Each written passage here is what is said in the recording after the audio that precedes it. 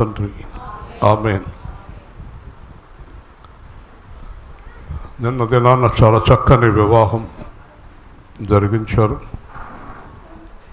అలాగే ఒక్కరుగా ఉన్నవారు ఇద్దరు, ఇద్దరుగా ఉన్నవారు ఒక్కరై వచ్చారు. చాలా సంవత్సరాల నుంచి పాపం ఇక్కడ కూర్చొని ఇలా చూస్తూ ఉండేది. మారిపోయింది. ఇప్పుడు పక్కన ఎవరో వచ్చేసారు. చాలా సంతోషం. దేవుడు ఒంటరిగా ఉన్నవారిని జంట చేస్తాడు. అయితే ఇద్దరుగా ఉండక ఒక్కరుగా ఉండాలి. చాలామంది చెప్పుకుంటున్నారు వివాహం చాలా బాగా చేశారు, ఇంత కరెక్ట్గా జరిగించారు. వివాహం చేసిన ఆయన కూడా చాలా వివాహాలు చేశాను, ఇంత చక్కగా టైం ప్రకారం జరిగించేసే ఒకరిని చూడలేదు. నేను వీళ్ళని పెళ్లి కొడుకుని పెళ్లి కూతుర్ని 10:30కి రమ్మంటే 10:20కి రెడీగా ఉన్నారు. ఎక్కడా చూడలేదని చాలా సంతోషపడ్డారు. చాలా సంతోషం. ఇలాగే ఇంకా ఉన్నాయి. పాపం ఎంత దిగులుగా ఉన్నారు, బెంకగా. అయ్యే వరకు నమ్మకం ఉండదు కదా. ఏదైనా మంచి మాట్లాడేటప్పుడు పీకెత్తారు వీళ్ళు.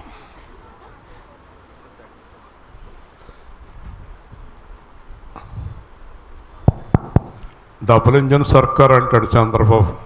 అలా మాకు 2 ఇంజన్లు ఎక్కువైపోయింది. కాబట్టి ఈ వివాహాలు కావాల్సిన పిల్లలు మన పవిత్ర, అలాగే జీవకుమార్ గారి అమ్మాయి సువార్తరాజు, ఈ బ్యాచ్ ముందు క్లియర్ అయిపోతే తర్వాత ఈవిడ సంగతి చూద్దాం కదా. ఓకే, ఆరాధన చేసుకుందాం. ఆరాధనా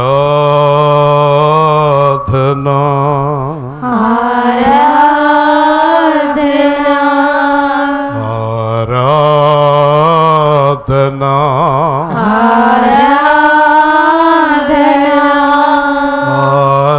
ఆరాధనా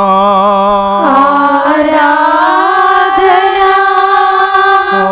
ఆత్మతో సత్యముతో ఆరాధనా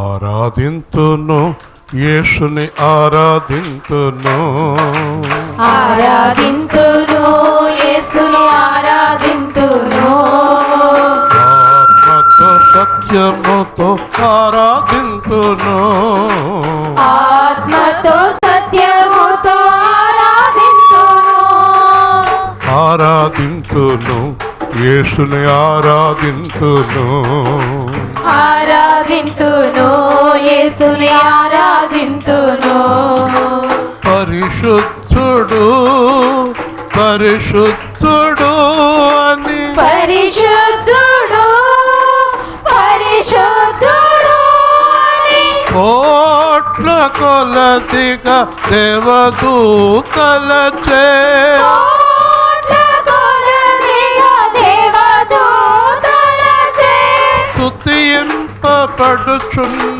రాజుల రాజును స్తుతింపబడుచున్న రాజుల రాజా ఆరాధింతును యేసుని ఆరాధింతును ఆరాధింతును యేసుని ఆరాధింతును ఎన్నికలేని వారిని ఎన్నికలేని వారిని ప్రేమతో పిలచిన యేసుని ప్రేమతో పిలచిన యేసుని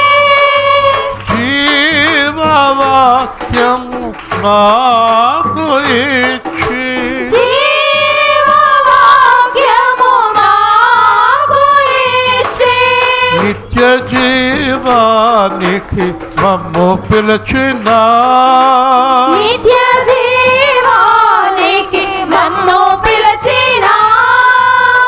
ఆరాధింతును యేసుని ఆరాధింతును ఆరాధింతును యేసుని ఆరాధింతును ఆత్మతో సత్యముతో ఆరాధింతును ఆత్మతో సత్యముతో ఆరాధింతును సత్యస్వరూపిణి వాక్యస్వరూపిణి సత్య స్వరూపిణి వాక్య స్వరూపిణి ఆత్మస్వరూపిణి మహిమస్వరూపిణి వాక్య స్వరూపిణి మహిమా స్వరూపిణి ఆత్మతో సత్యముతో ఆరాధింతును ఆత్మతో సత్యముతో ఆరాధింతును ఆరాధింతును యేసుని ఆరాధింతును ఆరాధింతును యేసుని ఆరాధింతును ఆరాధింతును యేసుని ఆరాధింతును ఆరాధింతును యేసుని ఆరాధింతును బలహీనులను బలపరచువానిని బలహీనులను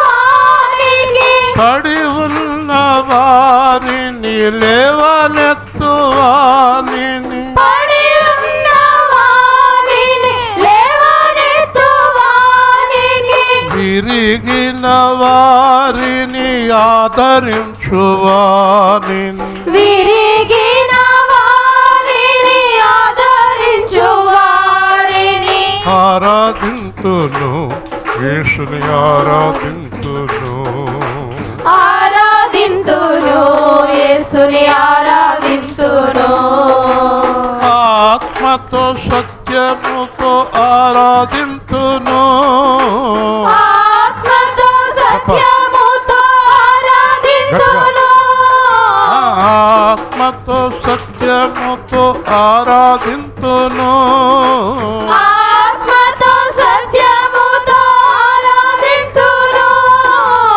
ఆరాధింతును యేసుని ఆరాధింతును ఆరాధింతును యేసుని ఆరాధింతును నన్ను గన్న తండ్రిని నన్ను కొన్నవానిని నన్ను కన్న తండ్రిని నన్ను కొన్న వారిని రేయి పగలు విడువని వానిని పగలు విడువని వానిని ఆరాధింతును యేసుని ఆరాధింతును ఆరాధింతును యేసుని ఆరాధింతును ఆరాధింతును యేసుని ఆరాధింతును ఆరాధింతును యేసుని ఆరాధింతును ఆరాధింతును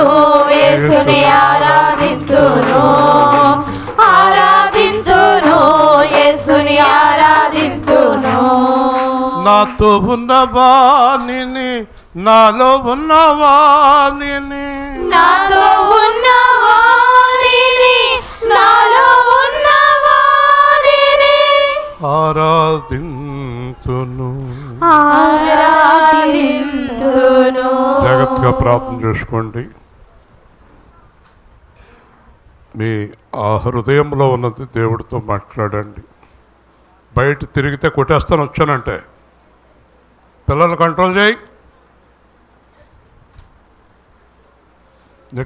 వేదిక దిగొచ్చానంటే కొడతాను.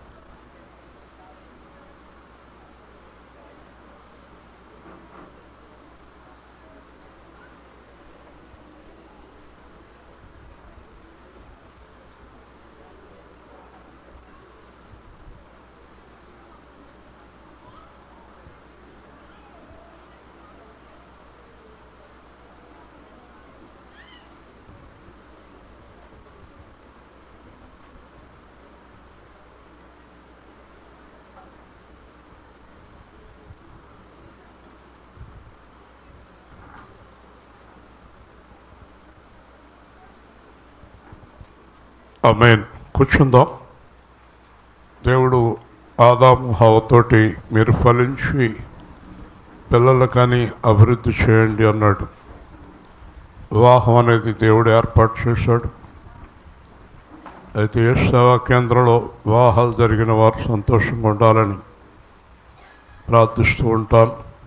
నన్ను దేవుడు మాట్లాడాడు, ఆలస్యమైన దేవుని కార్యం జరిగిందని. ఎందుకంటే ఆ మంచితనం అనేది చాలా ప్రాముఖ్యమైనది. అందాలు, ఎత్తులు, డబ్బులు, ఐశ్వర్యాలు నిలకడగా ఉండేవి కాదు, హృదయమే. మంచి హృదయము కలిగిన భర్త, భార్య, దాన్ని మించిందేమీ లేదు. మనకి వివాహాలు ఆలస్యమైన ఇబ్బంది లేదు.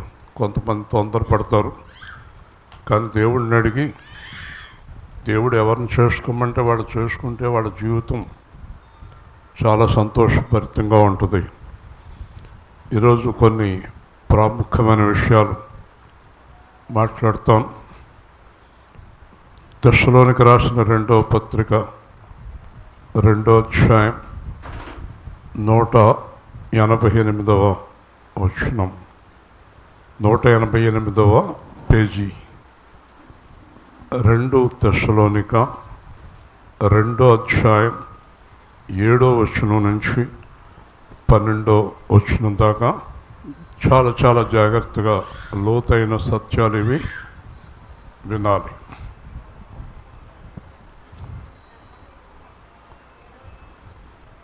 చదవాలి.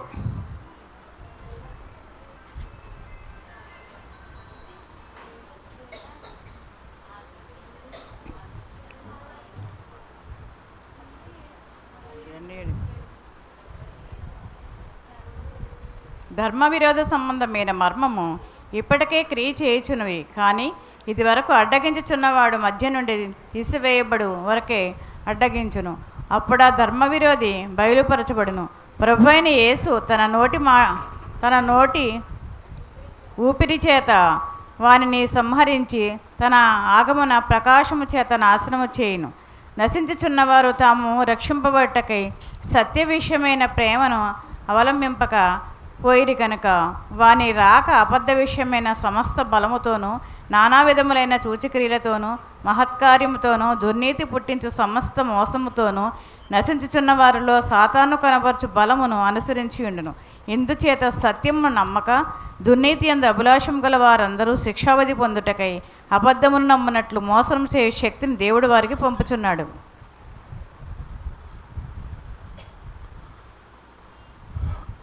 నేను ఒకసారి ఒక పాట రాశాను. మాకు అపవాదికి మధ్య సిలువ ఉంది, మాకు లోకానికి మధ్య సిలువ ఉంది, మాకు వేషధారులకి మోసగాళ్ళకి మధ్యలో సిలువ ఉంది. కాబట్టి సాతాను నా దగ్గరికి రావాలంటే సిలువను దాటి రావాలి, నన్ను మోసం చేసేవాడు నా దగ్గరికి రావాలంటే సిలువను దాటి రావాలి, నాతో యుద్ధం చేసేవాడు నా దగ్గరికి రావాలంటే సిలువను దాటి రావాలి అనేది ఈ వాక్యానికి అర్థం. ఇక్కడ ధర్మ విరోధి, ధర్మానికి విరోధం. ఉదాహరణకి ఒక భార్య ఒక భర్త ధర్మం, ఒక భర్త ఇద్దరు భార్యలు ధర్మం కాదు, ఒక భార్య ఇద్దరు భర్తలు ధర్మం కాదు. ధర్మము అనేది చాలా గొప్పది. ఇది దేవుడు ఏర్పరిచిన ధర్మం. తల్లిదండ్రులను సన్మానించుట ధర్మము, ఎదుటివారి సొత్తు ఆశించకుండా మనకున్నదానితో సంతోషించడం ధర్మం, ఎవరిని మోసం చేయకుండా ఎవరిని దూషించకుండా అసూయపడకుండా ఉండటం ధర్మం, అందరూ బాగుండాలనుకోవటం ధర్మం, డబ్బుని ప్రేమించకపోవటం ధర్మం, లోకాన్ని ప్రేమించకపోవటం ధర్మం, అందరికీ మేలు చేయటం ధర్మం, సత్యమే పలకటం ధర్మం. ఇప్పుడు మనం చూస్తే ధర్మ విరోధి అంటే అపవాది. వాడు ఏం చేస్తాడంటే ఇదేమీ అక్కర్లేదు అంటాడు. నీకు 2-3 పెళ్ళాలున్నా పర్వాలేదు అంటాడు, నీకు 2-3 భర్తలున్నా పర్వాలేదు అంటాడు, నువ్వు ఎవరి దగ్గరైనా డబ్బు తీసుకుని ఇవ్వకపోయినా పర్లేదు అంటాడు, నువ్వు ఎవరినైనా తిట్టినా పర్లేదు అంటాడు, ఒకరిని తొక్కి నువ్వు పైకి వచ్చినా పర్వాలేదు అంటాడు. ధర్మ విరోధి మొత్తం మన జీవితాలను నాశనం చేయటానికి ప్రయత్నం చేస్తాడు ధర్మ విరోధి. ఈ ధర్మ విరోధి అపవాది. అయితే ఇక్కడ బైబిల్ ఏం చెప్తుందంటే ధర్మ విరోధి ఎవరి దగ్గరికి రాగలడు, ఎవరి దగ్గరికి రాలేడు. ఎవరి దగ్గరికి రాగలడు, ఎవరి దగ్గరికి రాలేడు. శృతి మహేష్ ఇద్దరు మనసులో ఏకమైపోయినప్పుడు వాళ్ళ మధ్యలోకి 3వ వ్యక్తి బతుకుండగా రాలేడు. దేవుని స్తోత్రం. అలాగే పౌలు యేసు ఏకమయ్యారు, వాళ్ళ మధ్యలోనికి ధర్మ విరోధి రాలేడు. అలాగే నేను యేసు ఏకమైతే నా మధ్యలోనికి ధర్మ విరోధి రాలేడు. చాలామంది మేము యేసుని నమ్ముకున్నాం, మా జీవితాలు పోయిన వాళ్ళందరూ ధర్మ విరోధి కలవారే, ధర్మాత్ముడిని కలిగిన వారు కాదు. ఏదో ఒక విషయంలో వీళ్ళు డబ్బు విషయంలోనో, లోకం విషయంలోనో, శరీర విషయంలోనో పడిపోయిన వారు. ఈ పడిపోయిన వారు ధర్మ విరోధికి అవకాశం ఇచ్చారు. ధర్మ విరోధి అంటే ఈ పండు తినొద్దు, అన్ని తినండి అన్నాడు. అది ధర్మశాస్త్రం.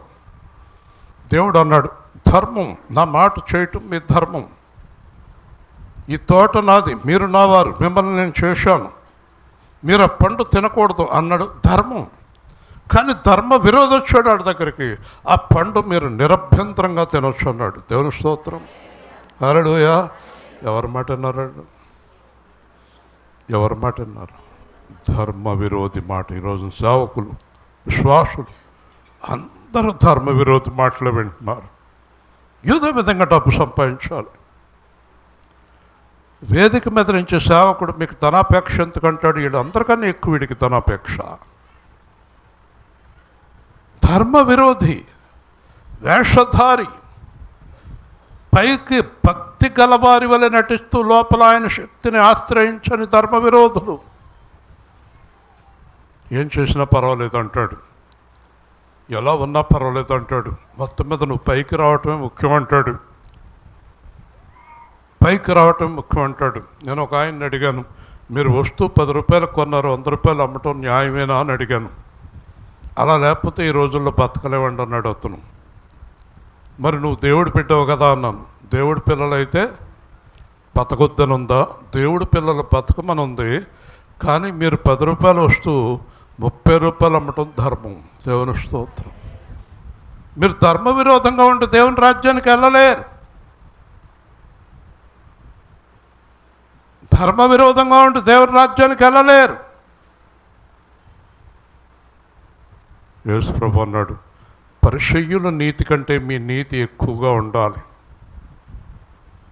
మీరు నా నీతిని అనుసరించాలి అన్నాడు. యేసుక్రీస్తు నీతిని. అర్థమైందా? మనం ఎప్పుడు బాగా డబ్బున్న వాళ్ళని పోల్చుకుంటాం, గొప్పలను పోల్చుకుంటాం. పాస్టర్లు కూడా పెద్ద పెద్ద పాస్టర్లని, పెద్ద పెద్ద ఆలయాల్ని పోల్చుకుంటారు. విశ్వాసులు కూడా పక్కన ఉన్న డబ్బున్న విశ్వాసాన్ని పోల్చుకుంటూ ఉంటారు. కానీ బైబిల్ చెప్తుంది నువ్వు పోల్చుకోవాల్సింది యేసుక్రీస్తుని. హల్లెలూయా. యేసుక్రీస్తు బాగా ధనవంతుడు అంటారా? సూట్లు బూట్లు వేసుకుని తిరిగేవాడా యేసయ్య? యేసయ్యకి పెద్ద పెద్ద బంగళాలు ఉన్నాయా? నోరు తెరవాలి. ఇప్పుడు మీరు ఎవరిని పోల్చుకోవాలి? యేసయ్య కంటే మనందరం ధనవంతులమే కదా ఈ లోకంలో. ఈ లోకంలో యేసయ్య కంటే మనందరం ధనవంతులమే. యేసయ్యకి 1 జత బట్టలు ఉన్నాయి, నాకు 40 జతల బట్టలు ఉన్నాయి. అలాగే మీకు అందరికీ ఓ రోజు రాలింగ్లో మంగ అని నాకేమీ లేదు, దరిద్రంలో ఉన్నాను అంతే. సరే కానీ పాపం నీకు చీరలు ఎన్ని ఉన్నాయి? 30 ఉన్నాయి అంద. దరిద్రురాలికి 30 చీరలు ఉన్నాయి. దరిద్రురాలికి కాబట్టి మనం పోల్చుకోవాల్సింది యేసయ్యని. యేసయ్య కంటే మనం బాగున్నాం, కానీ హృదయంలో యేసయ్య కంటే నీచమైన స్థితిలో ఉన్నాం. కాబట్టి బైబిల్ చెప్తుంది అన్ని విషయంలోనే యేసయ్యలాగా ఉండాలన్నాడు. హల్లెలూయా. ఎంత తగ్గించుకున్నాడో మనం అంత తగ్గించుకోవాలి. ఈ నాటకాలు, స్టైళ్ళు, రకరకాల హెయిర్ స్టైల్స్ కదా, మేకప్లు, ఇవి నీ అపవిత్రతను సూచిస్తాయి. నీ మేకప్ నీ అపవిత్రతను సూచిస్తుంది. నీ అలంకారాలు నీ అపవిత్రతను సూచిస్తాయి. అంటే నిన్ను నువ్వు హెచ్చించుకుంటున్నావు. సాధారణంగా ఉండాలి. దేవుడి పిల్లలు చక్కగా తల దువ్వుకొని బట్టలు కట్టుకొని సాధారణంగా ఉండాలి. విపరీతమైన మేకప్లు ఉండకూడదు. వింటున్నారా? నేను అన్నాను ఒకసారి రాజేష్కి పెళ్లి సంబంధం చూడటానికి వెళ్ళి, ఈ అమ్మాయి విపరీతమైన మేకప్ వేసుకుంది, మనకు వద్దు అన్నాను. వీళ్ళు అన్నారు అదేంటి ఏదో పెళ్లి చూపులకు వచ్చారని ఆ పిల్ల తయారైంది, అలా అనకూడదు, అందుకే నాకు వద్దు అన్నాను. మరి ఎలా ఉండాలి? పెళ్లి చూపులకు ముందు ఎలా ఉందో పెళ్లి చూపుల్లోనే అలా ఉంటేనే నేను కోడలుగా చేసుకుంటాను. హల్లెలూయా. అలాంటి కోడలు దొరికింది. ఏం వద్దంటది. వీళ్ళందరూ ఏదేదో చెప్తే నాకేం అక్కర్లేదు, ఎలా ఉంటానో అలా ఉంటాను. ఎలా ఉంటానో అలా ఉండేవాళ్ళే కావాలి మనకి. హల్లెలూయా. స్పెషల్ మేకప్ వల్ల స్పెషల్ అందం ఏమి రాదు, ఉన్న అందం పోద్ది. వికృతంగా ఉంటారు కదా. మీకు చెప్పక్కర్లేదు అవన్నీ కూడా. పిల్లిగడ్డాలు, తొండజుట్టులు ఇవన్నీ కూడా అందాన్ని తీసుకురావు, ఉన్న అందాన్ని పోగొడతాయి కదా. కొంతమంది పాపం బాగానే ఉండేవాళ్ళు మళ్ళీ మేకప్లు మొదలెట్టారు కదా. నేను అదే ఇందాక చూశాను, పాపం పెళ్లి విషయంలో ఇస్తేరాని గొడవ రాలేదు ఏంటో అనుకున్నాను. టైం రాలేదనుకుంటా నీకు కదా. అంతే కదా, మరి టైం రావాలి కదా.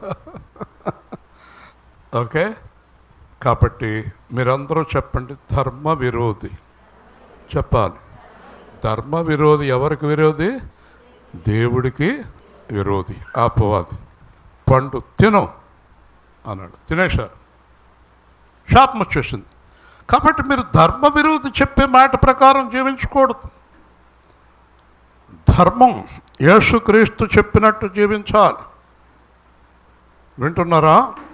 ఇక్కడ చూడండి, చాలా చక్కని మాటలు ఉన్నాయి. ధర్మ విరోధి సంబంధమైన మర్మం ఇప్పటికే క్రియ చేయుచున్నది, కానీ ఇప్పటికే ధర్మ విరోధి చాలామందిని చెడగొట్టేశాడు. ఇంకా చాలామందిని చెడగొట్టే ప్రయత్నంలో ఉన్నాడు. చాలామందిని చెడగొట్టేశాడు. ఇంకా చాలామందిని చెడగొట్టే ప్రయత్నంలో ధర్మ విరోధి ఉన్నాడు. చూసారా? ఇది వరకు అడ్డగించుచున్నవాడు మధ్య నుండి తీసివేయబడి వరకే అడ్డగించును. అందరూ నాతో కలిసి చెప్పండి, అడ్డగించువాడు మధ్య నుండి తీసివేయబడి వరకే అడ్డగించును. చెప్పాలి. వీడు కొత్తగా బయలుదేరాడు, వచ్చాడు పెనుమంచులుడు. ఎరా అడ్డగించువాడు చెప్పాలి. అడ్డగించువాడు తీసివేయబడి వరకు అడ్డగించును. ఓకేనా? ఇప్పుడు అడ్డగించేవాడిని ఎవరు తీసేయాలి? యేసు తీసేస్తాడు. ఆయన సిలువేయబడింది అందుకే. మనకు దేవుడికి ఉన్న అడ్డంని ఎవరు తీసేస్తారు? చెప్పాలి. యేసు తీయటానికే వచ్చాడు. అవునా? ఇప్పుడు చెప్పండి, యేసు అడ్డాన్ని తీసేయటానికి వచ్చాడు, మరి మనమేం చేయాలి? ఆయన తీసిన వెంటనే ఇంకో అడ్డం పెట్టుకోవాలి, ఆయన తీసిన వెంటనే ఇంకొక అడ్డం పెట్టుకోవాలి, ఆయన తీసిన వెంటనే ఇంకొక అడ్డం పెట్టుకోవాలి. అంతేనా? చూసారా? ఇప్పుడు గది శుభ్రం చేస్తున్నారు అనుకో, ఒక పక్కనే శుభ్రం చేస్తుంటే ఒక పక్క నుంచి తుక్కేసుకుంటా వెళ్తే ఎప్పటికి శుభ్రం అవుతుంది? ఎప్పటికీ శుభ్రం అవుతాం. శుభ్రం చేసేవారితో పాటు మనం కూడా సహకరిస్తే తొందరగా శుభ్రపడుతుంది. ఇప్పుడు చెప్పండి, యేసు మనకున్న అడ్డం తీసేయాలన్నప్పుడు మనం యేసుక్రీస్తుకి సహకరిస్తే అడ్డం పూర్తిగా తొలగిపోతుంది. హల్లెలూయా. ఓ గొప్ప పర్వతం జెరుబాబెలు నడ్డగింపను, ఓ గొప్ప పర్వతమా జెరుబాబెలు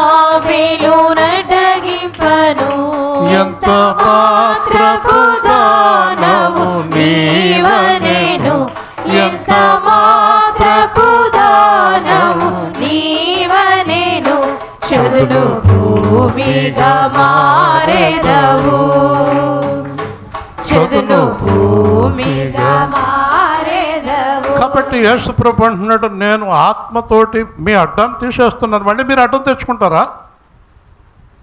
మళ్ళీ మీరు తెచ్చుకుంటారా?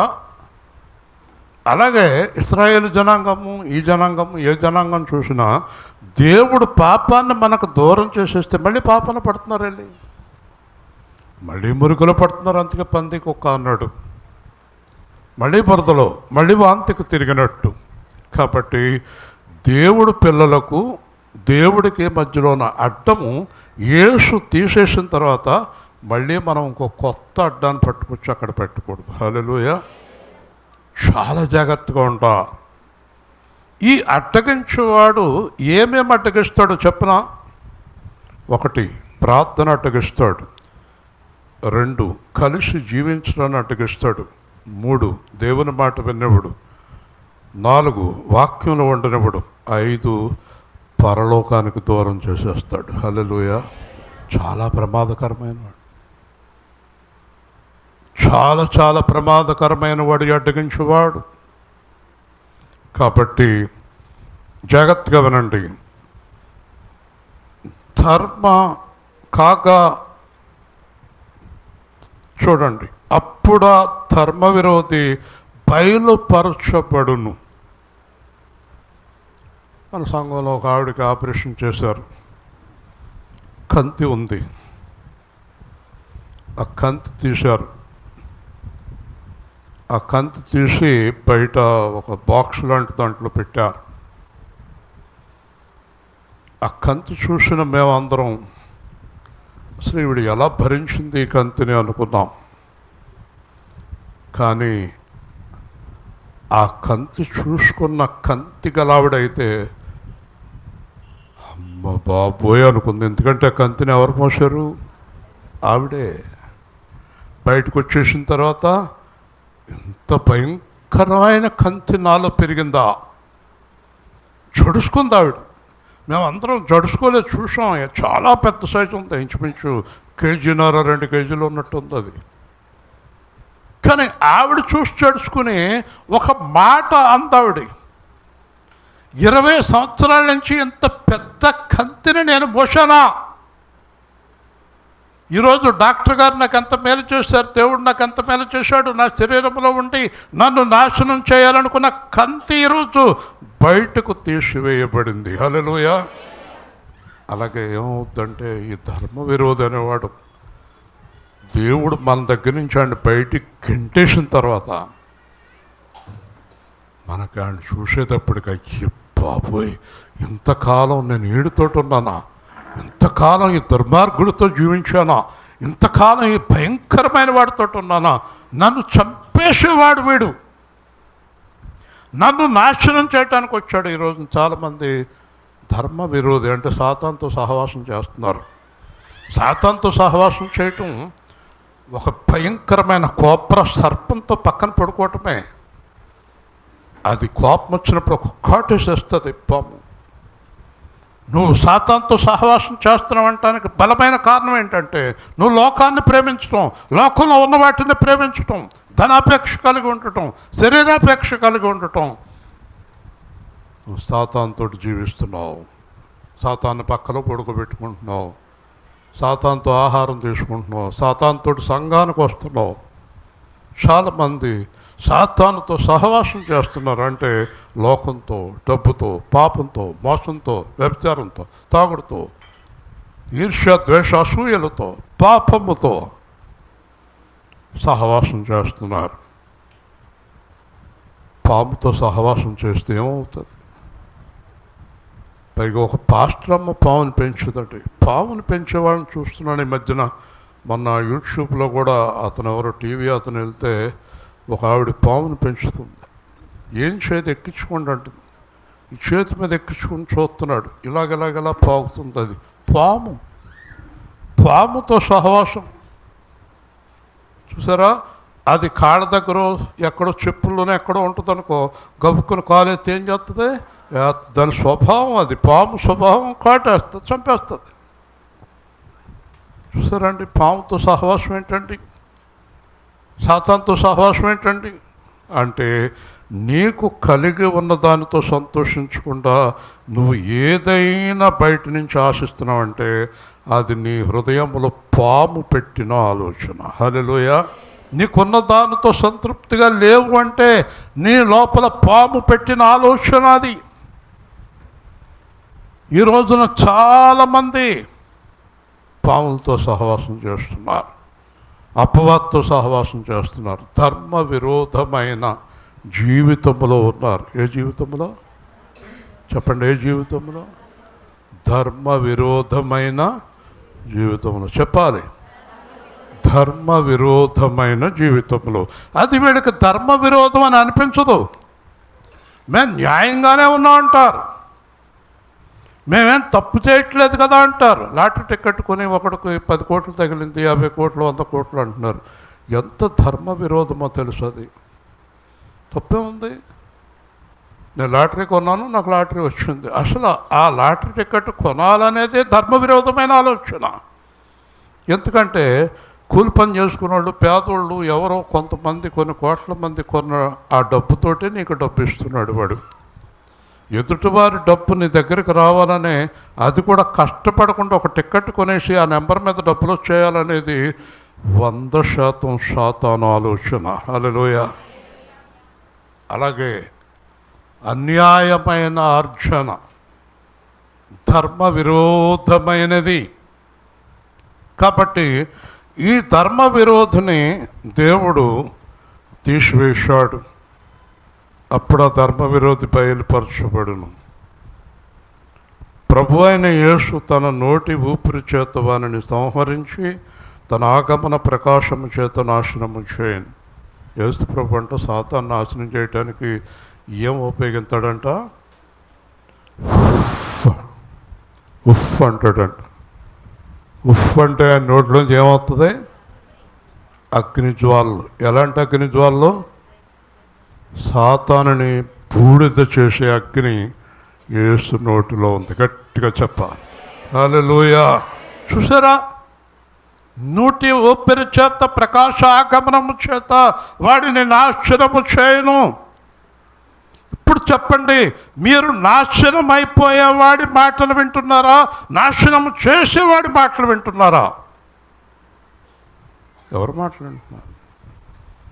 ఎందుకంటే కనబడేవే మనకు నచ్చుతాయి, కనబడనివి నచ్చవు. కనబడేవి డబ్బులు, లోకం, శరీరాలు, అందాలు, మేడలు, మిద్దెలు, కారులు, షోకులు. కనబడనివి పరలోకం, పరిశుద్ధాత్మ, దేవుని లోకం, పరదైషు, పరలోక రాజ్యం ఏం కనపడవు. కనబడనివి మనకెందుకు? ఒకరోజు ఆ చిన్నవేలమెల్లో ఒక పాస్టర్ అన్నాడు, ఏమంటే ఇలా ఉంటే వీళ్ళందరూ నరకానికి వెళ్తారు కదా, ఏమంటే పరలోకం నరకం ఉందో లేదో ఇంకా క్లారిటీ లేదంటున్నాడు పాస్టర్ గారు. ఏం చేయాలండి ఇలాంటి వ్యక్తిని? పరలోకం ఉందంటారా? మరి ఎందుకు నువ్వు బోధించడం అంటే, ఏదో 4 మాటలు వచ్చినాయి బోధించున్నాను అన్నాడు. అలా నువ్వు బోధించడానికి అర్హత లేదు నీకు, బోధించే అర్హత లేదు నీకు. పరలోకం ఉందా నరకం ఉందా అనే సందేహంలో ఉన్న వ్యక్తికి బోధించే అర్హతలే. కాబట్టి ఈరోజున పాస్టర్ల దగ్గర నుంచి విశ్వాసుల వరకు అందరూ కూడా ధర్మ విరోధికి సపోర్ట్ చేస్తున్నారు, ధర్మ విరోధికి సపోర్ట్ చేస్తున్నారు, యేసయ్యకి సపోర్ట్ చేయట్లేదు. ఒకరోజున ఆయన ఒక పెద్ద పాట పెట్టాడు యూట్యూబ్లో, చక్కగా ఉంది. ఒక పక్కన యేసు ప్రభు ఆహ్వానిస్తున్నాడు, ఒక పక్కన సాతాను ఆహ్వానిస్తున్నాడు. జనమందరూ సాతాను దగ్గరికి వెళ్ళిపోతున్నారు, యేసు ప్రభు దగ్గరికి ఒక్కళ్ళు వెళ్ళలేదు. హల్లెలూయా. ఎందుకు వెళ్తారు? కనపడదు కదా అయింది. పరలోకం ఏం కనపడుతుంది? లోకం కనపడుతుంది, మేడ కనపడుతుంది, నగలు కనపడుతున్నాయి, ఇవన్నీ కనపడుతున్నాయి. అవి కనపడతలేదు కదా, కదండి, కనబడతలేదు కదా. కనబడిన వాటి గురించి ఈ సమయంలో ఏడవటం ఎందుకు? సంతోషంగా ఉండాలి. కానీ ఒకరోజు మన్నా సంస్థ అతను తణుకొచ్చాడు, శ్రీలేఖను తీసుకొస్తున్నాను అన్నాడు పాటలు పాడతానికి. నేను శ్రీలేఖ ఎందుకు, 3 మంది ఉంటారు కదా. లేదండి, స్పెషల్ తర్వాత అంటున్నాడు, మనం ఎంజాయ్ చేయాలండి, క్రైస్తవ ఎంజాయ్మెంట్ ఉండాలి, ఎంతసేపు పిచ్చోళ్ళగా మూల కూర్చుంటే ఎలాగా అన్నాడు. మీరు దేవుడిని అడిగారా? అడిగానండి అన్నాడు. సరే అంత ప్రార్థనలు అయిపోయినాయి. జూన్ 15, 16, 17 ఏదో డేట్లు పెట్టారు. శ్రీలేఖ వచ్చేస్తుంది అన్నారు. ఖర్చు 30 లక్షలు అన్నాడు. ఖర్చు 30 లక్షలు. 14వ తారీఖు సాయంత్రం శ్రీలేఖ వచ్చింది. 14వ సాయంత్రం శ్రీలేఖ కంటే ముందు నిన్నట్లాగా వర్షం ప్రారంభమైంది. నేను చెప్పాను, శృతి పెళ్ళయ్యాక వర్షం వస్తుంది, అప్పుడు దాకా ఆగిందని. ముందే చెప్పేశాను, పెళ్ళి అయిపోయాక వర్షం వచ్చేస్తుందని. కాబట్టి శ్రీలేఖ కంటే ముందు వర్షం వచ్చింది. సరే, ఆ వర్షం ప్రారంభమయ్యాక ప్రార్థనలు మొదలెట్టారు మనవాళ్ళు. మన్నాడు ఇంకా ఎక్కువైపోయింది, సాయంత్రానికి ఇంకా ఎక్కువైపోయింది. వీళ్ళందరూ కారు వేసుకుని ఒకసారి ఆ ఆర్ట్స్ కాలేజీ ఆర్ట్స్ చూడటానికి వెళ్ళారు. అక్కడ పీకులు వద్దాక నీళ్ళు ఉన్నాయి. ఇంకా 3 రోజులు పెట్టాం కదా, రేపటి వరకు ఉండమ్మా అన్నారు ఆ అమ్మాయిని. మందిరంలోనే 4 పాటలు పాడన్నారు. మన్నాడు ఇంకా ఎక్కువైంది వర్షం. మన్నాడు రాత్రి నేను పోతానని పోయింది ఆ పిల్ల. 30 లక్షలు అయిపోయింది, అన్నీ అయిపోయినాయా? మళ్ళీ జూలై 15 నరసాపురంలో పెడతానన్నాడు. ఇప్పుడు వింటున్నారా మీరు? జూలై 15 మళ్ళీ నరసాపురం. జూన్ 15 పోయింది, జూలై 15 పెట్టాడు. నరసాపురంలో అంత ఏర్పాట్లన్నీ అయిపోయిన తర్వాత జూలై 15 తెల్లరగట్లు మొదలైంది వర్షం. నరసాపురం వర్షం అయితే వీళ్ళ బెంచీలు, కుర్చీలు, మొత్తం స్టేజులు అన్నీ కొట్టుకెళ్ళిపోయినాయి సముద్రం దాకా. దేవుని స్తోత్రం అంటాడు. దేవుని చిత్తం కాదనుకుంటండి, మొత్తం అన్నీ ఊడిపోయినాయి, అంత అయిపోయింది. దేవుని స్తోత్రం చెప్పండి. ధర్మ విరోధం. ఆ సినిమా వాళ్ళతో పాటలు ఎందుకు నీకు? సినిమా వాళ్ళు ఎందుకు నీకు? దేవుణ్ణి కనపరచడానికి వాళ్ళు ఎందుకు? రాజా అంటాడు, సినిమా యాక్టర్, ఒకప్పుడు హీరోగా ఉన్న వ్యక్తి. అంత దరిద్ర పని ఇంకోట్లేదు ఈ ప్రపంచంలో అన్నాడు అతను. హల్లెలూయా. మళ్ళీ ఎంతోమంది పిలిచారంట, అతను ఛీ అన్నాడంట. ధర్మ విరోధం. మనం ధర్మ విరోధంగా ₹1,00,000 వచ్చినా తీసుకోకూడదు. ధర్మంతో ₹1000 కూడా సరిపోతుంది. హల్లెలూయా, హల్లెలూయా. ధర్మ విరోధం. ఈరోజు అందరూ ధర్మ విరోధంలోనే ఉన్నారు. మా పిల్లలు ఏం చేసినా గొప్పవాళ్ళు అయితే చాలు. వింటున్నారా? ధర్మ విరోధం. అందమైన అమ్మాయిలను వరుసగా 4 నుంచి పెట్టి ఏం చేయక్కలేదు, వచ్చిన వాళ్ళందరి దగ్గర మీరు నవ్వండి, చేతి మీద చెయ్యి ఇలాగేయండి చాలు, నెలకు 10,000 జీతం కొనుక్కు షాపుల్లో. ధర్మ విరోధం. దేవుణ్ణి నమ్ముకున్న పిల్లలు కూడా ఆ పనిలో ఉన్నారు. ధర్మ విరోధం. చూడండి ఇక్కడ అంటున్నాడు, అంత భయంకరమైన సాతానునంట యేసు ప్రభు ఏం చేస్తాడంట? కళ్ళెరు చేస్తాడు, అగ్ని జ్వాలలాగా వస్తాడు, ఆడు కాలిపోతాడు. హల్లెలూయా. చేత మనం ఎవరి మీద లక్ష్యం ఉంచాలి? సాతానుని ఒక్క క్షణంలో కాల్చేసే దేవుడి మీద మన లక్ష్యం ఉండాలి. ప్రభు యందు లక్ష్యం ఉండాలి. పౌలు గారు కానీ, పేతురు గారు కానీ ఎవ్వరు కూడా మహానుభావులు ఈ లోకానికి ప్రాధాన్యత ఇవ్వలే. వాళ్ళకి సరైన వస్త్రాలు లేవు, ఇల్లు లేదు, మందిరము లేదు, ఏమీ లేవండి వాళ్ళకి.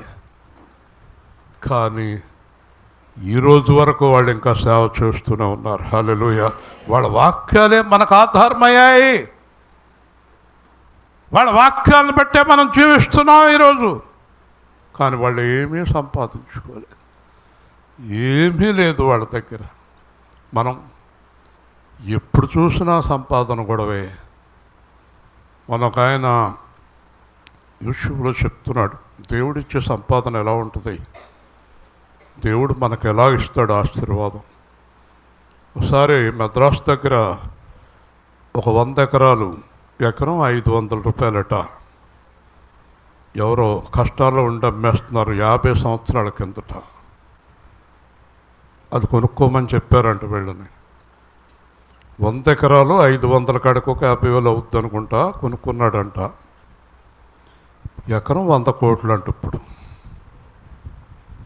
ఎకరం ఎవరు హెచ్చించారు దాన్ని?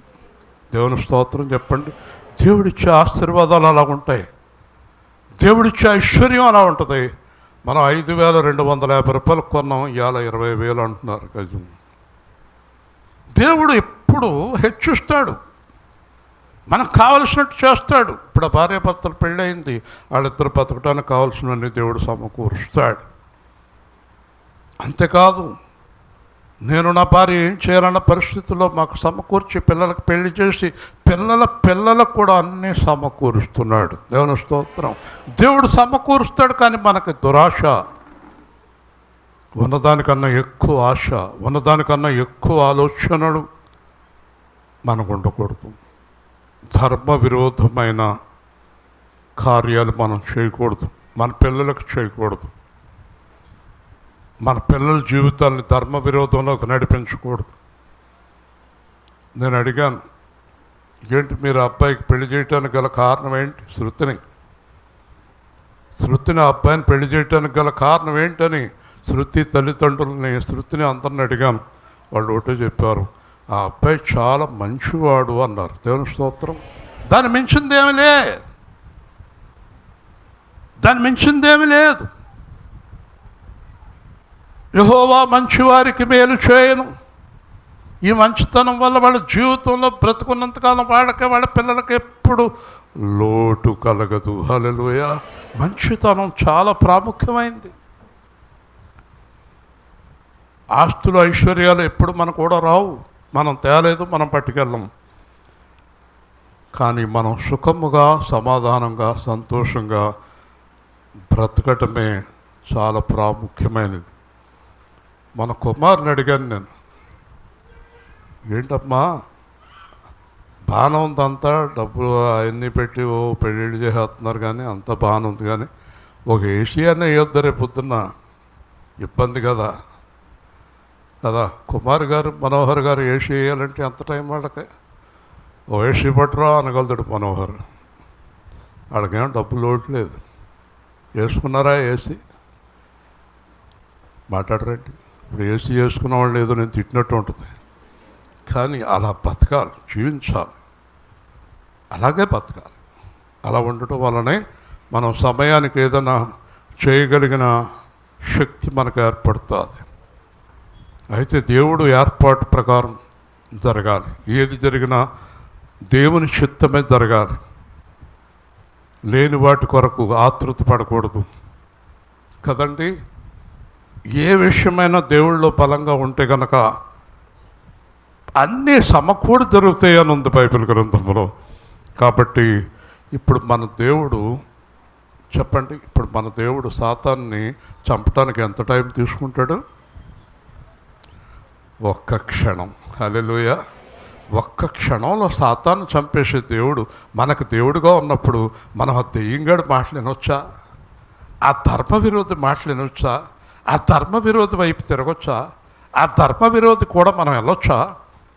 ఎంత బాధపడతాడు దేవుడు, ఎంత దుఃఖపడతాడు దేవుడు.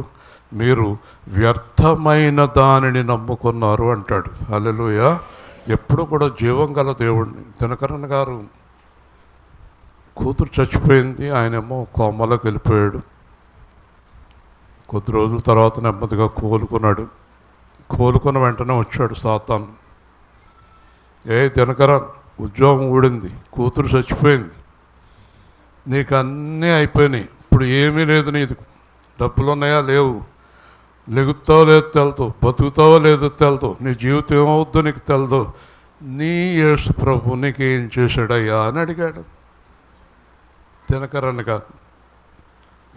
గారు బాగా ఓపిక తెచ్చుకుని చాలా బాధగా నెమ్మదిగా మాట్లాడటం మొదలుపెట్టాడు. ఆయన నా కొరకు చనిపోయాడు, ఆయన నాకు నిత్య జీవం ఇస్తాడు, అది నీ వల్ల ఎప్పటికీ కాదన్నాడు. హల్లెలూయా. వెంటనే సాతాను పారిపోయాడు. ప్రభు వచ్చారు, దినకరన్ నేను స్వస్థపరుస్తున్నాను, ఇక నుంచి నీవు జీవించినంతకాలం ప్రపంచంలో నీకు ఎదురుగా నిలబడే దైవజనుడు ఉండడు అన్నాడు. గట్టిగా దేవుని స్తోత్రం చెప్పండి. అంతే ఆ రోజు నుంచి గొప్ప సేవకుడు అయిపోయాడు ఆయన. మళ్ళీ ఆయన వాళ్ళ అబ్బాయి చేయలేకపోయాడు ఆ సేవ. ఎవరికో అక్కడికి ఉంటుంది అభిషేకం, అందరికి ఉండదు. లోకాన్ని ప్రేమించే వారికి అభిషేకం ఉండదు, కమర్షియల్గా ఉండేవారికి అభిషేకం ఉండదు, వ్యాపారం సేవను వ్యాపారంగా చేసేవారికి దేవుని అభిషేకం ఉండదు. సేవ వ్యాపారం కాదు. వ్యాపారం చేసి కోట్లు గడించాను. 30 ఏళ్ల కిందటే నా టర్నోవర్ 50 కోట్ల టర్నోవర్కి ఎండీగా పనిచేశాను నేను. వ్యాపారాలు కాదు సేవ అంటే. సేవ అంటే ప్రాణత్యాగానికైనా రెడీగా ఉండాలి. హల్లెలూయా. వ్యాపారాలు కావాలంటే బయటికి వెళ్ళిపోయి పెట్టుకో దుకాణాలు. 3 మంది పెట్టుకున్నారు ఇక్కడ మన వాళ్ళు, 3 మంది వ్యాపారాలు చేస్తున్నారు. నువ్వు కూడా చేసుకో వెళ్ళి వ్యాపారం. సేవ చేయకు, సేవలో వ్యాపారాలు ఇంక పెట్టుకో, దుకాణాలు కాదు. నేను చెప్పాను, వచ్చిన వాళ్ళు పెళ్ళికి వచ్చిన వాళ్ళు అందరికీ చెప్పాను, అమ్మ కళ్యాణ మండపంలో మీ ఇష్టం వచ్చినట్టు మాట్లాడుకోవచ్చు, దేవుని మందిరం ఇది, నిశ్శబ్దంగా ఉండండి అంటే పాపం అందరూ చాలా నిశ్శబ్దంగా ఉన్నారు. నిన్న వివాహం చూసి చాలామందికి మనసులో ఒక ఆశ వచ్చింది, మేము కూడా మా పిల్లల పెళ్ళిళ్ళు ఏ సేవా కేంద్రంలో చేయాలనుకుంటున్నాం అంటున్నారు. దేవుని స్తోత్రం. మరి విజయ్ గారు గట్టిగా పట్టేశారు ఇక్కడ పెళ్లి చేయాలని, దేవుని మందిరంలో జరగాలి మా అమ్మాయి పెళ్ళి. అలాగే జరిగింది. పాపం వారు కూడా అంగీకరించారు, అందరూ సహకరించారు. పాపం సేవకులు అందరూ వచ్చారు, చక్కగా సంతోషంగా వెళ్ళారు ప్రతి ఒక్కరూ కూడా. కాబట్టి ధర్మ విరోధికి సపోర్ట్ చేయకండి. ఒక్క మాటలో చెప్పాలంటే అబద్ధాన్ని ఆశ్రయించకండి. హల్లెలూయా. అబద్ధాన్ని సపోర్ట్ చేయకండి. నువ్వు అబద్ధం ఆడుతున్నావు. ఓ పాస్టర్ గారు ఎవరో ప్రార్థనకు వస్తే వాళ్ళ అబ్బాయితో చెప్పాడంట, నాన్నగారు పడుకున్నారు ఇప్పుడు అప్పుడే లేవరని చెప్పాయమ్మా అన్నాడంట. ఆ అబ్బాయి బయటకు వచ్చి మా నాన్నగారు పడుకున్నానని చెప్పమన్నారు అన్నాడంట. అప్పుడే లేవనని కూడా చెప్పమన్నారు అన్నాడు. ఈ పాస్టర్ గారు వెనకాల వచ్చేసి ఏదో కొంపని చేస్తాడని నాకు తెలుసు, అమ్మ నేనేదో చెప్పాను వచ్చానమ్మ ప్రార్థన చేయడానికి అని చెప్పి వెళ్ళిపోయి కూర. ఇదేంట్రా అంటే, ఏం చెప్తున్నావు నాన్న మందిరంలో నువ్వు? రాత్రి పగలు సేవ చేయాలి, అబద్ధం ఆడకూడదు, యేసుక్రీస్తులా ఉండాలని అన్నావు కదా, మరి నిన్ను నేను ఊరుకుంటాను అనుకున్నావు అన్నాడు. హల్లెలూయా. అబద్ధం అనేది చాలా ప్రమాదకరమైంది. ఒక గొప్ప ఆప్షన్ ఏంటంటే, చాలా పెద్ద పెద్ద దైవజనులు చెప్తారు, యేసు ప్రభు అబద్ధం ఆడడం, సాతాను నిజం చెప్పడం. చెప్పండి, యేసు ప్రభు సాతాను. మనకెవరంటే ఇష్టం? ఎంతో కొంత చిన్నదో పెద్ద అబద్ధం ఆడేవాళ్ళు అంటే ఇష్టం మనకి కదా. మా నాన్నే నా లక్షణాలన్నీ నీకు వచ్చినాయి కూతురు ముద్దెట్టుకుంటుంది ఏదో అబద్ధాలు ఆడుతుంటే కదా. చూసారా? చూడండి, ముగించుకుందాం, తొందరగా వెళ్ళిపోదాం. తర్వాత నశించుచున్న వారు తాము రక్షింపబడుటకై సత్య విషయమైన ప్రేమను అవలంబింపకపోయిరి గనుక. ఇప్పుడు చూడండి, సత్యములో లేనివారు నశించువారు. యేసు ప్రభు ఎందుకు వచ్చాడండి లోకానికి? చెప్పాలి, నశించే దానిని వెతకి. అయితే నశించేవారు దేంట్లోకి రారు? సత్యంలోకి రారు, ఆయన్ని అనుసరించరు. హల్లెలూయా. నశించేవారు యేసుని అనుసరించరు అంటే మనకేం అర్థమవుతుంది? యేసుని అనుసరించని వారు ఏమవుతారట? నశించిపోతారు. హల్లెలూయా. మరి రక్షకుడైన యేసు ఎందుకు వచ్చాడు? నశించేదాన్ని రక్షించడానికి. కానీ వీళ్ళేం చేస్తున్నారు? నశించిపోయేదాన్ని వెతుకుతున్నారు, అబద్ధాన్ని వెతుకుతున్నారు, లోకాన్ని వెతుకుతున్నారు. వీళ్ళని ఎంత బాగు చేయాలన్న వీళ్ళ దేవుడి వైపుకి తిరగటం లేదు. వీళ్ళు ఏం చేస్తున్నారంటే అవలంబించక, చూడండి ఇక్కడ, అవలంబించకపోయిరి కనుక వాని రాక అబద్ధ విషయమైన సమస్త బలముతోనూ నానా విధములైన సూచక్రియలతోనూ మహత్కార్యములతోనూ. చాలా జాగ్రత్తగా వినండి. నశించుచున్న వారిలో సాతాను బలం కనిపిస్తుంది, అభివృద్ధి చెందుతున్న వారిలో దేవుని బలం కనిపిస్తుంది. అయితే మనం అది సాతానా దేవుడని తెలియక, వాళ్ళు బాగా అభివృద్ధి అయిపోతుంటే దేవుడని, వాళ్ళు బాగా తగ్గిపోతుంటే సాతానని మనం కొన్ని మాటలు చెప్తూ ఉంటాం. చాలా తప్పండి. సాతానండి వెలుగుదూత వేషం యేసుప్రభులాగా కనిపించి ఈ నశించిపోయి లోపల అంధకారం ఉన్నవారి దగ్గరికి వచ్చి, నేనే దేవుణ్ణి, భయపడకు, నీ ప్రార్థన దేవుడి దగ్గరికి చేరింది. ఒక ఆవిడతో అన్నాడంట, నీ ప్రార్థన దేవుడి దగ్గరికి చేరింది, అసలు నీ అంత ప్రార్థనా పరులారు ఈ ప్రపంచంలో ఇంకెవరు లేరు, కాబట్టి ఇక్కడి నుంచి నువ్వు ప్రార్థన మానేసి సేవ ప్రారంభించు అన్నాడంట. ప్రార్థన మానేసి సేవ ప్రారంభించంటే ఏమైంది, ఎక్కడ చేయమంటారు, ఫలానా చోట సేవ ప్రారంభించు అన్నాడంట. ఆవిడ సేవ చేస్తానికి వెళ్ళిపోయింది. ఆ గ్రామాన్ని విడిచిపెట్టి సేవ కోసం వెళ్ళింది. 4 సంవత్సరాలు వెళ్ళి అక్కడ కూర్చుంది. ఒక్కరు కూడా రాలేదు, ఎవ్వరూ రాలేదు. ఏంటి, యేసుప్రభు స్వయంగా చెప్పాడు నాకంటుంది. ఇల్లు అద్దెకిచ్చిన ఆవిడ ఉంది కదా, ఆవిడ ఎందుకు వచ్చామో 4 ఏళ్ళ నుంచి అద్దె కడుతున్నాం ఇక్కడంటే, మీరైనా యేసుప్రభుని తెలుసుకోండి చాలమ్మా, నేను చూశాక యేసుప్రభు ఒకట అంది. ఆవిడకి చివరికి ఎవ్వరు దొరకలేదు. ఖాళీ చేతులతోటి ఊళ్ళోకి వచ్చింది. మళ్ళీ ప్రార్థన చేస్తుంది. అప్పుడు యేసుప్రభు కనపట్టలేదు. ఏం జరిగింది, ఇలాగ ఎందుకు జరిగిందని రోదన పడుతుంది, వేదన పడుతుంది. 4 సంవత్సరాలు నా జీవితం పోయిందని. అప్పుడు దైవజనుడు ఒకడు ఆయన వచ్చి ఆవిడతో మాట్లాడాడు. దేవుడు మాట్లాడలేదు. అమ్మా, నువ్వేం చేసేదాన్ని ఇక్కడ, రాత్రి పగలు ప్రార్థన చేసేదాన్ని కదా, నువ్వు గనక ఇక్కడే ఉండుంటే ఈ గ్రామం అంతా రక్షింపబడేది.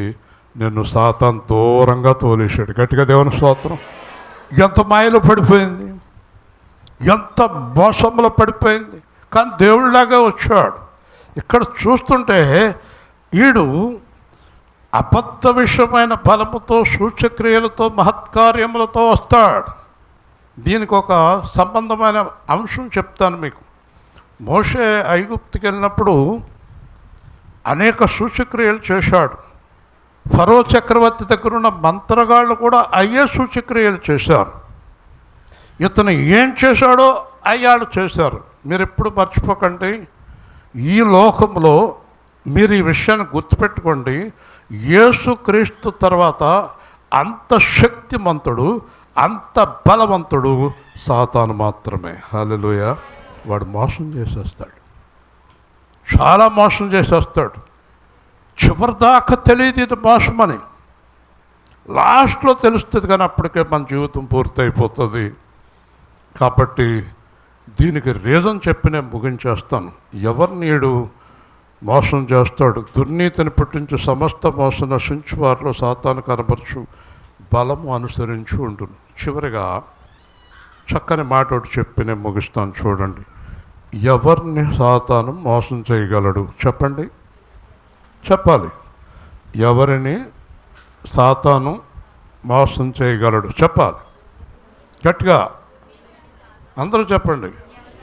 ఎవరిని సాతాను మోసం చేయగలడు అనే వాక్యంతో ముగిస్తున్నాను.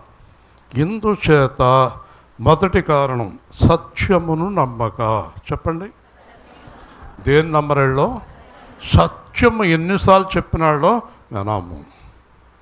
వినము. సత్యమును నమ్మక. దుర్నీతి యందు అభిలాష.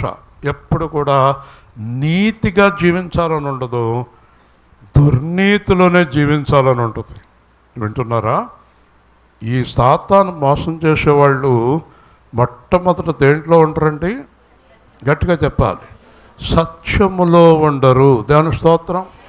ఎప్పుడు అబద్ధమే ఇష్టం వీళ్ళకి, ఎప్పుడు అబద్ధమే ఇష్టం.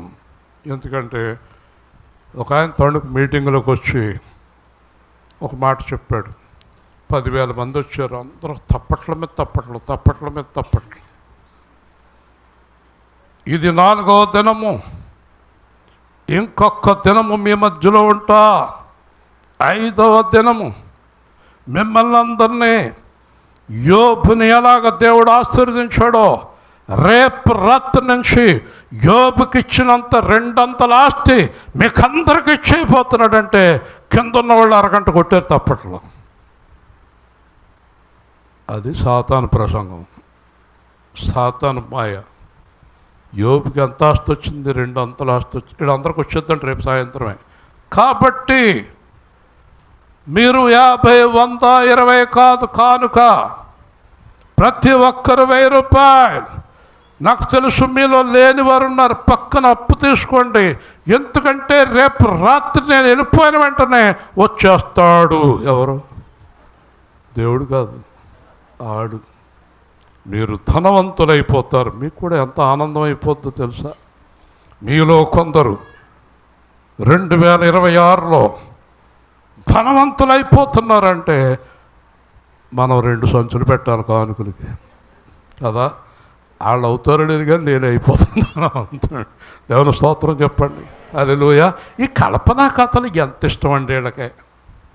వీడికి తెలుసండి 26లో ఏమవుతారో. అసలు 26కి అంతం వచ్చేస్తే ఇరానోడు పట్టుకొచ్చి మన మీద ఒక అణుబొమ్మ వేస్తే యోబు గారు కాదు, యోబు గారు తాతగారు ఆశీర్వాదం వస్తుంది. దేవుని స్తోత్రం చెప్పండి. ఇవన్నీ అబద్ధాలు, కల్పనా కథలు, మోసం. కాబట్టి ఈ మోసగించే వాళ్ళకి శక్తిని ఎవరు పంపుతున్నారు? అబద్ధమును నమ్మునట్లు మోసము చేయ శక్తిని దేవుడు వారికి పంపుతున్నాడు. ఎవరు పంపుతున్నారు? గట్టిగా చెప్పండి. దేవుడు. నువ్వు ఒక చిన్న స్థితిలో ఉన్నావు, చక్కగా జీవిస్తున్నావు, చక్కగా చదువుకుంటున్నావు. కానీ సాతాను అంటాడు, నీ ఎత్తు, నీ అందం, నీలా తిప్పుకుంటూ నడుస్తూ ఎవరికీ లేదు. ఒక రాజు రాబోతున్నాడు. ఇప్పుడు రాజులు ఎక్కడ ఉన్నారు అసలు? ఒక రాజు రాబోతున్నాడు. ఒకరోజు సడన్గా మీ ఇంటి ముందు దిగుతాడు. ఇంటి ముందు ఎలా దిగుతాడు ఏమో, ఏం అడగదు ఈ పిల్ల. దిగి మీ అమ్మతో మాట్లాడి, మీ అమ్మాయిని వివాహం చేసుకుంటున్నాను, నాకు ఆస్తి ఎంత ఉందో నాకే తెలియదు అంటాడు. వెంటనే ఆ అమ్మాయి ఇంక పెళ్లి మానేసి పైనుంచి ఎప్పుడు ఎవరు దిగుతారా చూస్తూ ఉంటుంది. అర్థమైందా? ఈ మోసము చేసే మాటలు చెప్పేవాడికి శక్తి ఎవరిని పంపుతున్నారు? దేవుడు పంపుతున్నాడు. గట్టిగా చెప్పండి. హల్లెలూయా చెప్పండి. ఇదేంటి? ఇదే అన్యాయం. దేవుడు పంపటం ఏంటి? దేవుడు పంపటం ఏంటి అంటే వీళ్ళు రెండిట్లో ప్రవీణులు. సత్యమును నమ్మరు, దుర్నీతి మీద ఆశ, అబద్ధం మీద ఆశ. వీళ్ళ దగ్గరికి యేసు ప్రభు రాడు, ఇశ్రాయేలు గారు రారు, యేసు ప్రభు సేవకులు రారు, యథార్థమైన వాక్యం రాదు. అన్ని అబద్ధాల వాళ్ళే వస్తారు వీళ్ళ దగ్గరికి. హల్లెలూయా. ఏం చేత వీళ్ళు దేన్ని నమ్ముకున్నారు? దేన్ని? కూడా వచ్చి ఒక పేదవాడు పెళ్లి చేసుకుంటానంటే ఉండు, రాజొస్తున్నాడు, రాజొస్తున్నాడు, ఈ రాజొస్తున్నాడు అన్నాక ఈడు వెళ్ళిపోయా, ఎవరిని పెళ్లి చేసుకున్నాడు. రాజు పోయా, బూజు పోయా, అన్నీ పోయా. కారణం దేవుడిని నమ్మలేదు, సత్యాన్ని నమ్మలేదు, యథార్థతను నమ్మలేదు. చూసారా? కాబట్టి మోసము చేయ శక్తిని దేవుడు వారికి పంపుతున్నాడు. దేవుడు మోసం చేసే శక్తిని పంపడానికి గల కారణం అర్థమైందా మీకు? సత్యాన్ని నమ్మలే, యేసుని నమ్మలే, యేసు ఇచ్చేదాన్ని నమ్మలే. ఒకరోజు దినకరన్ గారు మనవరాలు చెప్తుంది కథ, సండే స్కూల్ కథ లాంటి కథ చెప్తుంది. వరదలు వస్తున్నాయంట. వస్తుంటే ఒక ఆయన ఇంట్లో ఉన్నాడు. చాలా పడవలు, మిలిటరీ వాళ్ళు పడవలు వేసుకొచ్చారు. ఈయన కూడా కేకేశారు, యేసు ప్రభు వస్తాడు వెళ్ళిపోండి అన్నాడంట. ఇంకా వరద ఇల్లంతా చుట్టేసింది. కప్పు మీదకి ఎక్కాడు. హెలికాప్టర్ వచ్చిందంట. హెలికాప్టర్ నుంచి కిందకి తాడు వదిలేరంట. తాడు తీసేయి, యేసు ప్రభు వస్తాడు అన్నాడంట. ఇలాగ ఎంతమంది వచ్చినా యేసు ప్రభు వస్తాడు వెళ్ళిపోండి అన్నాడంట. తర్వాత వరద ఎక్కువైపోయి చచ్చిపోయాడు. చచ్చిపోయిన తర్వాత పాపం యేసు ప్రభు మీద ప్రేమే కదా, పరదేశికి వెళ్ళాడు. వెళ్ళిన తర్వాత ప్రభువుని అడిగాడంట, ప్రభు అదేంటి, నువ్వు వస్తావు అనుకున్నాను, నన్ను చంపేసావేంటి అన్నాడు. నీలాంటి మూర్ఖుడు వల్ల నీకు ప్రమాదమే, నీ పెళ్ళానికే ప్రమాదమే, ఒకవేళ సంఘం ఉంటే సంఘానికే ప్రమాదమే. మూర్ఖుడా, ఏం మూర్ఖుడారా నువ్వు? ఆ పడవ పంపింది నేనేరా, హెలికాప్టర్ పంపింది నేనేరా, సైకిల్ పడవలు పంపింది నేనేరా, నేను ఎన్నిసార్లు రక్షిస్తామన్నా నాకొద్దు అంట చచ్చావు అన్నాడు. అంటే దేవుని స్తోత్రం. అలాగా ఉంటారు వీళ్ళు, భ్రమలో ఉంటారు కొంతమంది. పాపం ఏదో బ్రహ్మ ఆడు బ్రహ్మలో ఉంటే పర్లేదు, ఆడికేం తెలదు కనుక. ఎంత ఎత్తుండి ఎంతలా ఉండి కూడా బ్రహ్మలోనే. ఎందుక బ్రహ్మ? ఎన్నెన్నో మనోహర దృశ్యాలు అంతా మాయే కదా, ఎన్నెన్నో మనోహర దృశ్యాలు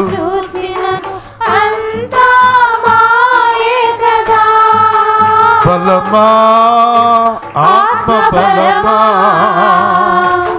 బలమా ఆత్మ బలమా నీ కుడి హస్తం నిత్యము నాకు తోడుండుని నీ సన్నిధే నా పెన్నిధి దేవా, నీ సన్నిధే నా పెన్నిధి. కాబట్టి భక్తుడు అనేవాడు దేవుడి మీద ఆధారపడాలి. ముఖ్యంగా మనకున్నదంతా తృప్తి చెందాలి. నిన్నేదో చేస్తానని సడన్గా వచ్చిన వాడిని పాస్టర్ అయినా నమ్మకూడదు. హల్లెలూయా. ఎవరిని నమ్మొద్దు. నేనేమై ఉన్నాను అది క్రీస్తులో అయి ఉన్నా. నాకు దేవుడు ఏది ఇచ్చాడో దాని యందు నేను ఆనందిస్తున్నా. నేను యెహోవా యందు, అదే మన సంఘం నీతి. మనకు దేవుడు ఏది ఇచ్చాడో దాని యందు అబద్ధాన్ని ఆశ్రయించొద్దు. దేవుడు చేయొద్దన్న పని నీకు ఎంత లాభమైనా ఎంత ఇష్టమైనా చేయొద్దు. ప్రార్థన చేసు.